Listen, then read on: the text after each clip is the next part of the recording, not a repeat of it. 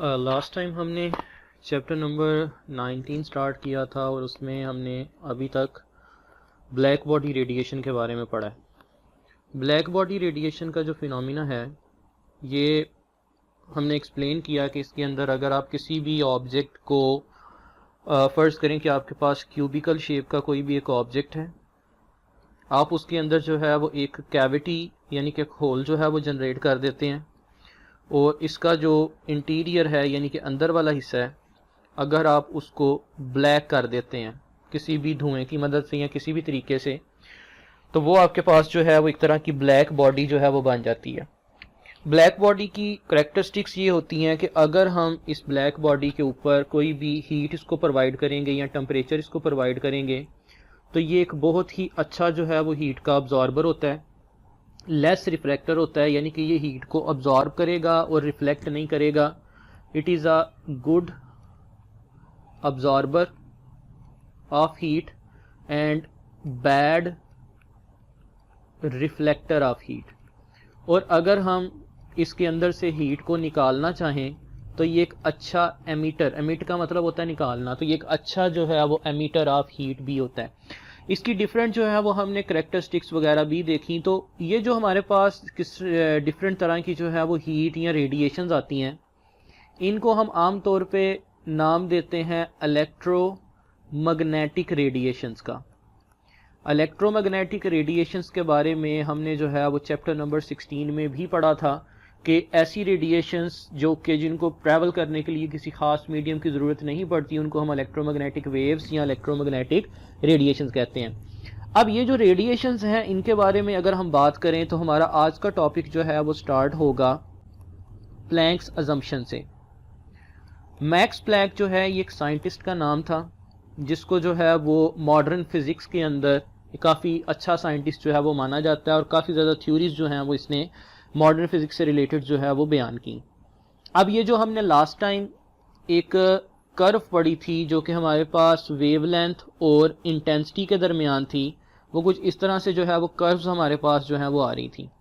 इन curves को अगर हम ओल्ड थ्योरीज यानी कि क्लासिकल फ़िज़िक्स के ज़रिए एक्सप्लेन करना चाहें तो याद रखें कि क्लासिकल फ़िज़िक्स जो है वो इनको एक्सप्लेन नहीं कर सकती, क्योंकि मैंने आपको लास्ट टाइम भी बताया था कि क्लासिकल फ़िज़िक्स में जो है वो ये बताया गया है कि टेम्परेचर जो है वो वेवलेंथ के डायरेक्टली प्रोपोर्शनल होता है। लेकिन जो हमारा ब्लैक बॉडी का फिनोमिना था, ब्लैक बॉडी का जो एक्सपेरिमेंट था, उसके अंदर ये पता चला कि वेवलेंथ और टेम्परेचर डायरेक्टली प्रोपोर्शनल नहीं बल्कि इन्वर्सली प्रोपोर्शनल होते हैं। तो इसका मतलब है कि जो हमारे पास ये इंटेंसिटी और वेवलेंथ की कर्व हैं, इनको अगर हम कम्प्लीटली एक्सप्लेन करना चाह रहे हैं या इनकी एनर्जी को जो है वो एक्सप्लेन करना चाह रहे हैं तो इनको हम क्लासिकल व्यू जो है इलेक्ट्रोमैग्नेटिक रेडिएशन का उसके मुताबिक जो है वो नहीं एक्सप्लेन कर सकते। तो हमारे पास एक साइंटिस्ट था मैक्स प्लैंक जिसने 1900 के अंदर जो है वो इसका आइडिया पेश किया और उसने ये कहा कि जो एनर्जी किसी भी ब्लैक बॉडी के अंदर से निकलती है या ब्लैक बॉडी में अब्जॉर्ब होती है वो असल में पैकेट्स की सूरत में होती है। और इन पैकेट्स को जो है वो उसने एक स्पेसिफिक नाम दिया, उसने इसका नाम रखा क्वांटास। ठीक है, कि ये जो पैकेट्स हैं असल में ये क्वांटास की सूरत में जो है वो ट्रैवल करते हैं, यानी कि उसने इलेक्ट्रोमैग्नेटिक रेडिएशंस को कंटिन्यूअस वेव्स की सूरत में नहीं कहा। जो क्लासिकल फिजिक्स थी वो ये कहती थी कि जो इलेक्ट्रोमैग्नेटिक रेडिएशन है ये कंटिन्यूअस वेव्स की सूरत में होती हैं, लेकिन जो मॉडर्न फिजिक्स है उसमें मैक्स प्लैंक ने ये कहा कि ये जो है ये एक वेव की सूरत में नहीं, एक बल्कि पैकेट्स की सूरत में जो है वो पाई जाती हैं, यानी कि छोटे छोटे बंडल्स ऑफ एनर्जी की सूरत में जो है वो ट्रैवल करती हैं। और उसने हर एक बंडल या हर एक पैकेट ऑफ एनर्जी को जो है वो स्पेसिफिकली क्या नाम दे दिया, क्वांटा ऑफ एनर्जी। फर्दर उसने ये कहा कि हर एक क्वांटा जो है ये कंटिन्यूअस नहीं होता। ठीक है, इट इज नॉट कंटिन्यूअस। जैसे कि यहाँ पे क्लासिकल फिजिक्स में बताया गया कि जो वेव होती है ये एक कंटिन्यूअस होती है, उसने ये कहा कि ये जो पैकेट्स हैं ये असल में कंटिन्यूअस नहीं है बल्कि ये डिस्क्रीट पैकेट्स हैं और इनकी जो है वो अपनी अपनी जो है वो हर किसी की एक एनर्जी होती है। और इसका एक बड़ा फेमस जो है वो रिलेशनशिप था E = H × F। ये जो रिलेशनशिप है ये एनर्जी को और फ्रीक्वेंसी को जो है वो आपस में रिलेट करता है। अगर हम इस रिलेशनशिप को जो है वो मजीद एक्सप्लेन करना चाहें तो वो हम किस तरीके से कर सकते हैं। हमारे पास ये फार्मूला है E is equals to H F. इसमें याद रखें कि E जो है ये है एनर्जी ऑफ ईच क्वांटा, यानी कि वो जो छोटे छोटे पैकेट्स या बंडल्स ऑफ एनर्जी हैं उनको जो है वो हम उनकी एनर्जी को E से शो करते हैं। F है इसके अंदर फ्रीक्वेंसी, और आप सबको पता होना चाहिए कि फ्रीक्वेंसी और वेवलेंथ एक दूसरे के इन्वर्सली प्रोपोर्शनल होते हैं।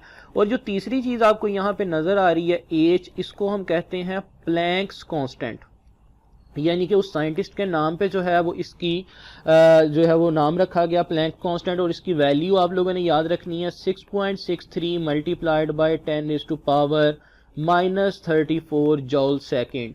एक चीज़ जो है वो याद रखें कि ये जो कांस्टेंट है ये वेरी वेरी इंपॉर्टेंट है, यानी कि इसकी वैल्यू जो है ये आपको जो है वो हमेशा याद होनी चाहिए।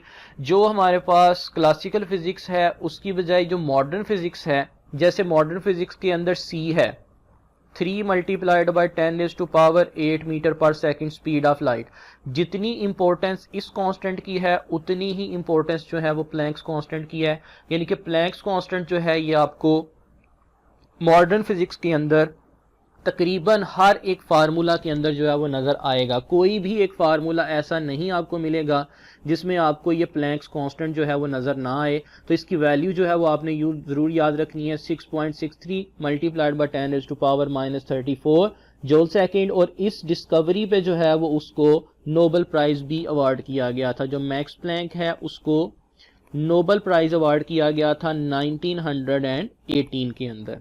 ठीक है, चलें जी। इसके बाद हमारे पास नेक्स्ट टॉपिक जो है वो आता है फोटोन। अब हम देखते हैं कि ये फोटोन जो है ये क्या चीज़ है।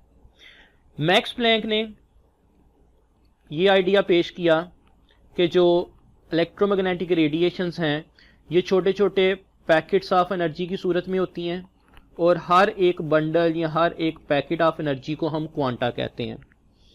इसके बाद जो है वो आइंस्टाइन ने इसी आइडिया को एक्सटेंड किया और उसने जो है वो ये कहा कि मैक्स प्लैंक ने बिल्कुल ठीक कहा कि जो एनर्जी है ये छोटे छोटे पैकेट्स की सूरत में ही ट्रैवल करती है या इलेक्ट्रोमैग्नेटिक रेडिएशंस जो हैं, लेकिन उसने जो है वो इनको क्वांटा की बजाय एक स्पेसिफिक नाम दे दिया फोटोन का।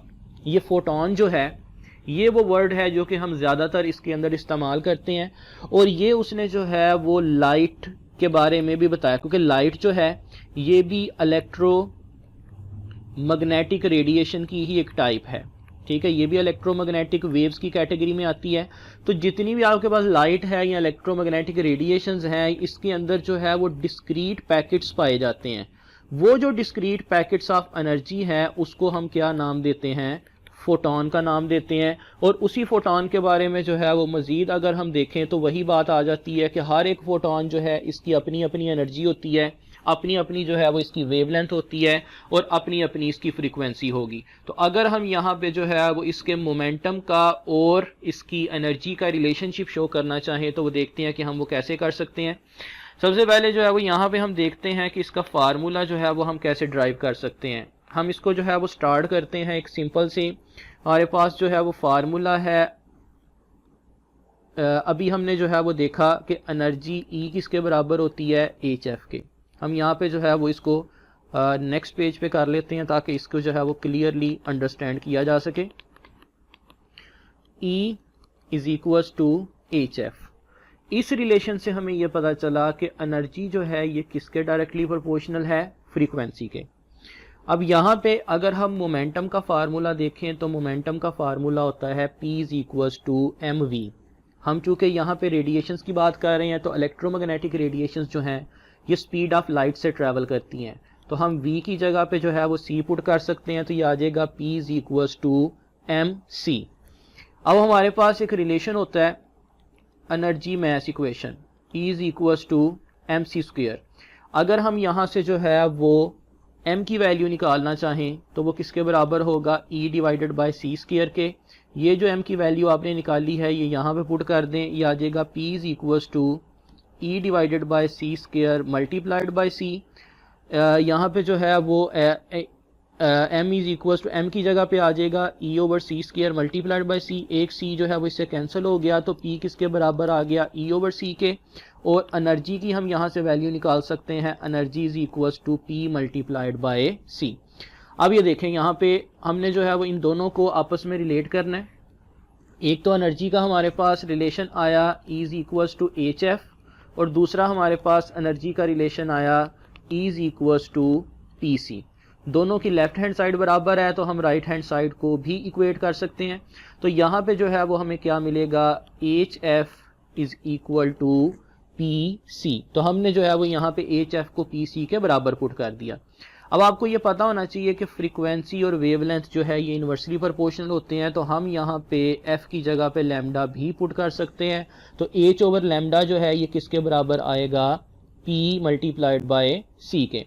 या फिर हम यहाँ पे जो है वो इसको ऐसे भी लिख सकते हैं कि हमारे पास जो फ्रीक्वेंसी है, अगर हम इसको H F is equal to P C लिखें तो यहाँ पे हमारे पास f ओवर c हम इसको लिख सकते हैं H F divided by C is equal to, ये वाला c जो है इसको नीचे जाके डिवाइड कर दिया। f ओवर c जो है ये किसके बराबर होगा हमारे पास 1 ओवर लैम्डा के। तो ये हमारे पास आ जाएगा h over lambda is equal to p, यानी कि हमारे पास h ओवर लैम्डा जो है ये किसके बराबर आ जाएगा, p के।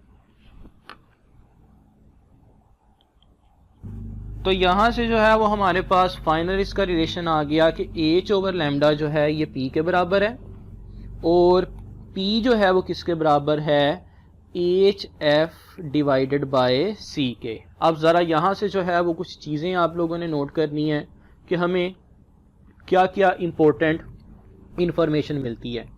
पहली बात तो ये है कि एनर्जी जो है ये फ्रीक्वेंसी के डायरेक्टली प्रोपोर्शनल होती है।